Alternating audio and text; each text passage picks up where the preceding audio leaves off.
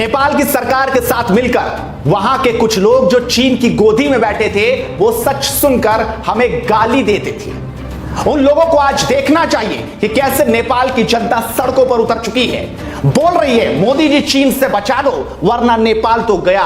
वहीं ओली शर्मा की कुर्सी खतरे में है, उनकी पार्टी दो फाड़ हो चुकी है। और आज इस खबर में हम आपको दिखाएंगे कि आखिरकार कैसे नेपाल चीन से त्रस्त है, वहां की जनता सड़कों पर है और ओली शर्मा की कुर्सी जाने वाली है। तो चलिए शुरुआत करते हैं। नमस्कार, स्वागत है आपका एडवांस इंडिया पर। मैं हूं नवीन चौहान। नेपाल की जनता चीन को लेकर अब सड़कों पर है। सच ज्यादा दिन छिपता नहीं, चीन ने नेपाल की कई जगहों पर कब्जा करना शुरू कर दिया है। लगभग 11 गांव पर कब्जा कर लिया है, जिसे देखकर अब यह बात नेपाल के बीच फैल गई है, वहां की जनता के बीच फैल गई है और इसीलिए वहां की जनता सड़कों पर उतर आई है। विपक्षी पार्टी नेपाली कांग्रेस के 3 सांसदों ने प्रधानमंत्री केपी शर्मा ओली को चिट्ठी लिखकर चीन से जमीन वापस लेने की मांग तक की है। सांसदों के मुताबिक चीन ने नेपाल के कई जिलों की 64 हेक्टेयर जो करीब 158 एकड़ जमीन बैठती है उस पर कब्जा कर लिया है। इनमें हुमला, सिंधुपाल्चोक, गोरखा, रसुआ जिले शामिल हैं। हम लगातार इस बात को उठा रहे थे,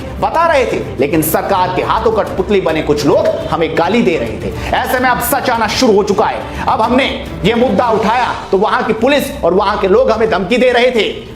खुद सुनिए इनकी गालियां और इनकी भाषा। सुन लो भी इंडिया के चैनल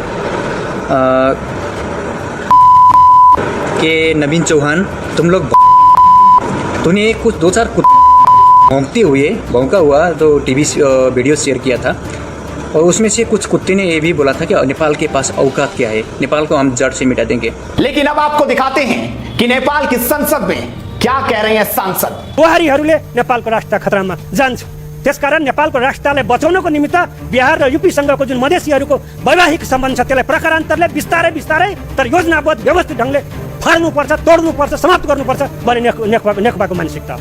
के यो रियालिटी हो त सम्माननीय अध्यक्ष महोदय? यो तोडे टुट्ने सम्बन्ध हो। यो कुनै पार्टीले, कम्युनिस्ट पार्टीले, कांग्रेस पार्टीले वहीं भारत के साथ सीमा विवाद और नागरिकता को लेकर कड़े तेवर अपना रहे प्रधानमंत्री केपी शर्मा ओली की पार्टी अब टूट की कगार पर भी पहुंच गई है। नेपाल की सत्ताधारी कम्युनिस्ट पार्टी के कार्यकारी चेयरमैन पुष्प कमल दहल प्रचंड ने पीएम ओली की आलोचना के बाद उनसे इस्तीफे की मांग कर दी है। प्रचंड ने ओली को चेतावनी देते हुए कहा कि अगर पीएम ने इस्तीफा नहीं दिया तो वो पार्टी को तोड़ देंगे। अब आपको दिखाते हैं कि वहां की जनता किस तरीके से भारत से मदद की गुहार लगा रही है और अपनी सरकार को कटघरे में खड़ा कर रही है। प्रतीक राज पांडे हैं जो कहते हैं भारत के साथ संबंध खराब करके नेपाल ने बड़ी गलती कर दी। चीन से खुद को बचा लो, अभी भी भारत से क्षमा मांग लो, वो हमारी मदद जरूर करेगा।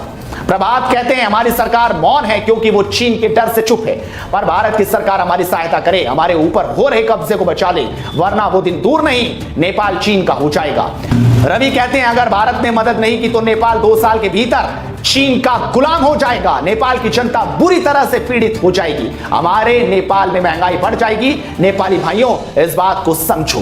मत्रिका पोडियाल कहती हैं चीन ने कहा वो हमारे साथ है पर धोखा दिया, धीरे धीरे वो हमारी सीमाओं में घुस रहा है और हमारी सरकार चुप बैठी है। कुछ तो करो वरना सब खत्म हो जाएगा।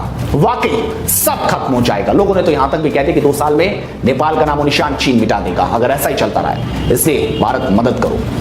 आप इस वीडियो को शेयर जरूर कीजिए और एडवांस इंडिया को सपोर्ट कीजिए क्योंकि मुद्दे की बात बेबाकी से करते रहेंगे। नमस्कार।